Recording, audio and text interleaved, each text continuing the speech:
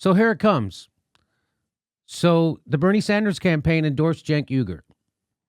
And apparently they did absolutely zero research before they decided to endorse Cenk Uygur. They apparently did zero. Here we go. Sanders revokes congressional endorsement of Young Turks founder Cenk Uygur. Why? Did Cenk do something in between when you endorsed him and now? No. It's the same old stuff. It's the same old stuff. Here's where Bernie tweets it out.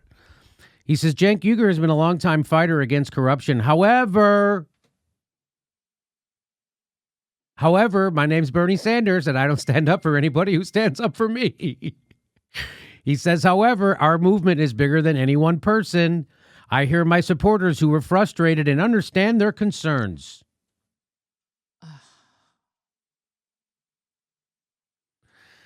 Cenk today said he is rejecting all endorsements for his campaign, and I retract my endorsement. What a sad. This is the guy who's going to fight the establishment for you, and he rolls over every frickin' time. He did it with Matt Orfalea. Matt Orfalea made a video that showed the smears that people do in social media and in the press on Bernie Sanders are not true. And so he made a video about it. It was the greatest video ever. It got millions of views. Everybody loved it. Bernie Sanders campaign reached out to him to hire him. And then some hit job person corporate who hates Bernie Sanders does a hit job on Matt Orfalea, takes stuff he says out of context, just like they did to Bernie Sanders, and they smear him with it. And Bernie throws Matt under the bus. I can't stand up for a guy who just stood up for me. So my thing is, you didn't know anything about Cenk Uygur before you endorsed. Again, this is his campaign. This isn't Bernie. This is his campaign. Again, if Bernie wins the Democratic nomination, it's going to be because of Bernie, because people like Bernie and they like his message, because his strategists are some of the worst in the world. They roll over. They can't decide whether they actually are anti-establishment or they want to knuckle under to every rando on Twitter.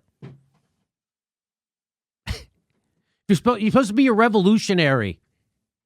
So here's the story from the Uygur said on Friday that he appreciates the support from Sanders, Ro Khanna, and Nina Turner. So those are Sanders' two co-chairs. They all endorsed him, but will not be accepting any endorsements in his House campaign.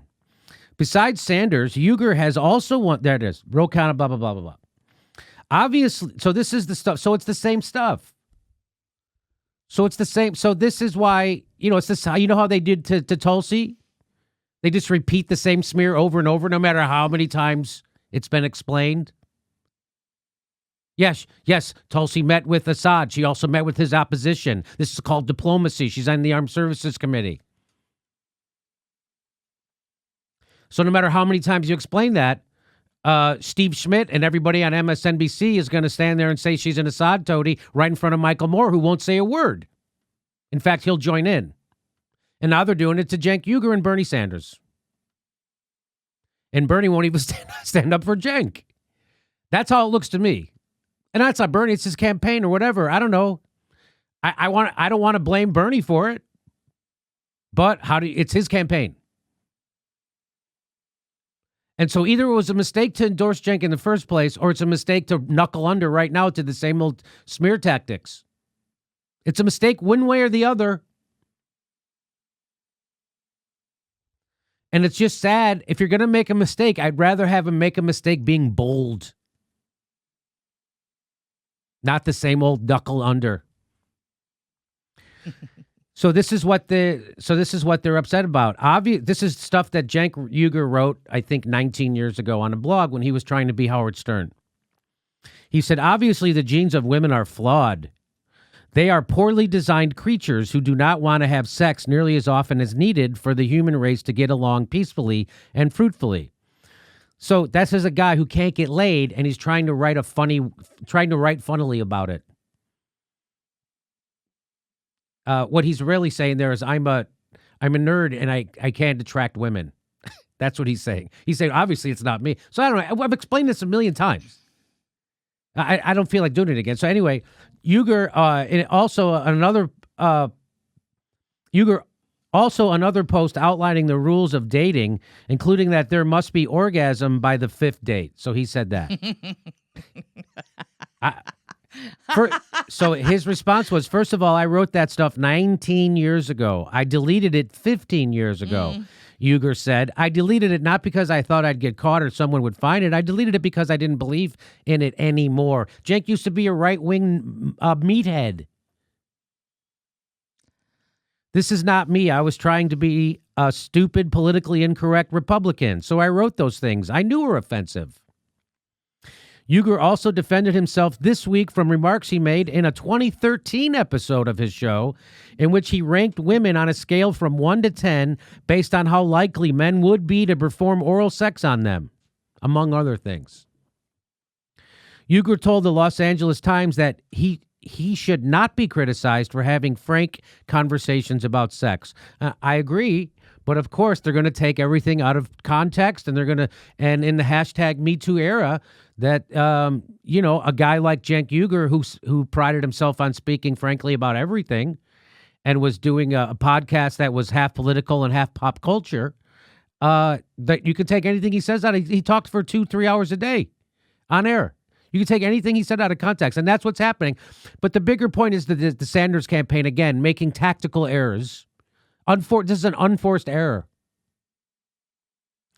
And if you can't stand, again, it's just, if Cenk Uygur is too toxic for the progressive movement, you guys are, what are you doing? Who does this appeal? I don't get it. Anyway, there you go.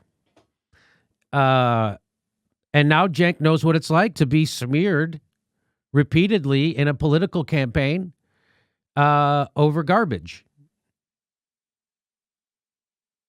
So now he knows how Tulsi feels. And people bring up the same goddamn BS to her over and over and over and over, even though she's answered those questions for a year straight now. So anytime she gets on TV, they're going to have a puke like Steve Schmidt, who is MSNBC's lead interviewer on Tulsi now, I guess. The guy who brought us Sarah Palin. That's their go-to guy for information. They ask Steve Schmidt's opinion. A guy who foisted here Sarah Palin on us. They go to him. He's going to smear Tulsi. And then people on the left repeat it.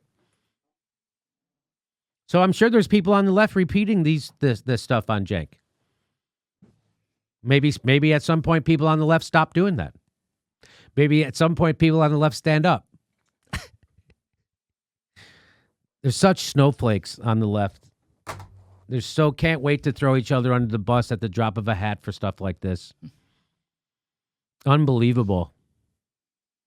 They're not upset that Cenk pushed Russiagate for 3 years. They're not upset that he was evidence-free conspiracy theory about Russiagate for 3 straight years. They're not upset about that because Bernie does the same thing. They're not upset that they're reigniting McCarthyism in America. They're not upset about that. Isn't that interesting? But this is it. This is what they're upset about. Okay, there you go. And of course, Bernie's campaign. Now, I love Bernie. I love how he's been consistent. I hate how him and his campaign can't stand up at all. They wouldn't stand up for Nina Turner when they kicked her off the convention stage. And who did they have talk on the convention stage? They kicked off a black woman and put on Michael Bloomberg, a billionaire racist who instituted stop and frisk. He got to talk, not Nina Turner. Bernie didn't do anything. They ripped his delegates, their credentials, wouldn't let them in to the convention hall. Bernie didn't do anything. They turned the lights off on them and put sound cannons on his delegates at the convention. He didn't do anything. They said we're keeping super delegates.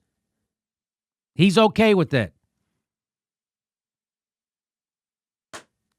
So after they do all that, he goes on a unity tour, doesn't still stand up. So anyway, and then the ultimate irony was Matt Orfalea. So when this first came out with Cenk with the Justice Democrats, when they first smeared him with this, he should have never stepped down. Correct. He should have never stepped down from the judge. And this is what you get. You're never going to stop apologizing. Once you start apologizing for stuff you're not supposed to, you'll never stop, and it'll never be enough. You know what I find so weird about, it's all perplexing, like you're saying, what things won't stick to these people. It's just weird that, really, Bernie Sanders campaign, you heard people's concerns. You heard their concerns and you're going to act on this. I mean, what you're really asking, Jimmy, is people to lead with their principles. I'm asking people to lead with their principles. I'm asking when the former First Lady and presidential nominee of the Democratic Party calls Tulsi Gabbard a Russian, maybe you issue a statement. Maybe you pounce on her over that. Maybe everybody in your campaign says, stop it. And then she called you a Russian a week or two later. Who would have seen that coming? Who would have seen that coming? So and this is the kind of weakness. Sorry, Steph. Go ahead. No worries, Betty. Go ahead. Well, the whole idea is that we're taking all of this stuff out of context. That I can pull my support because of something that he was being provocative. I mean, how many things can you take out of context? Right. And what was our country like 19 years ago? Ellen is still dancing with war criminals on the afternoon TV.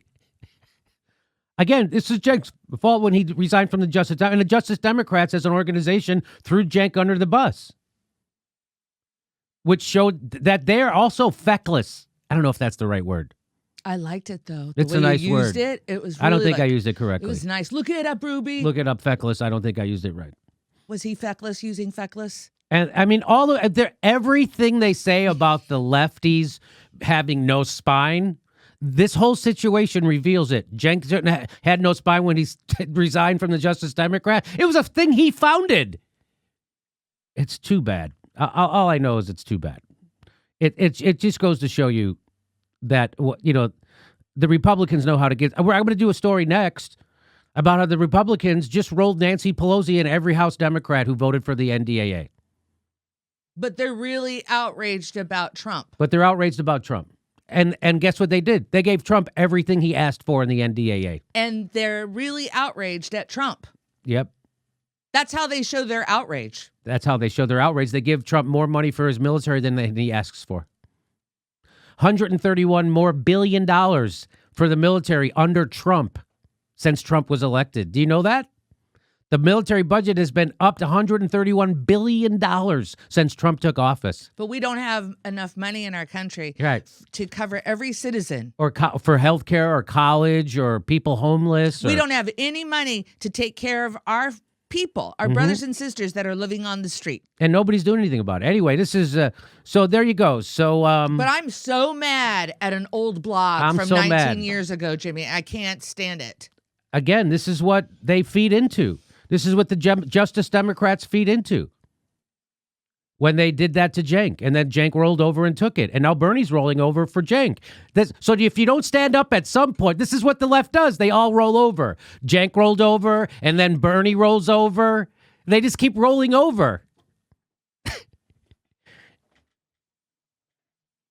If you guys would stand up at some point, I think it would be attractive to people.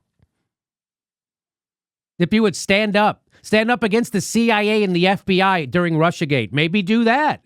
Stand up against the FBI and the CIA and their talking points about Syria and Venezuela and Bolivia and Iran and Libya. How about you do that? How about you start standing up against people instead of going along with the establishment's fucking talking points? Well, I think that's... How about you stop pushing McCarthyism, which is an establishment tool that they're now using against Bernie Sanders? How about you start standing up to these people?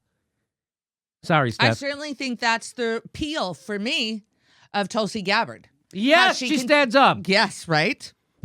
She didn't knuckle under when Hillary Clinton called her Russian. She said she's the queen of warmongers. What did Bernie say when they called her, when she said Bernie was being boosted by Russians? What did Bernie say back? I don't remember. It didn't make the news. And I think I also was pretty tickled when she said, did she say that we're not Saudis bitches or something? What was Yes, that's right. He said that to Trump. So there's a real that strength in Trump, leadership. that Trump was Saudi's bitch, and that the soldiers are not.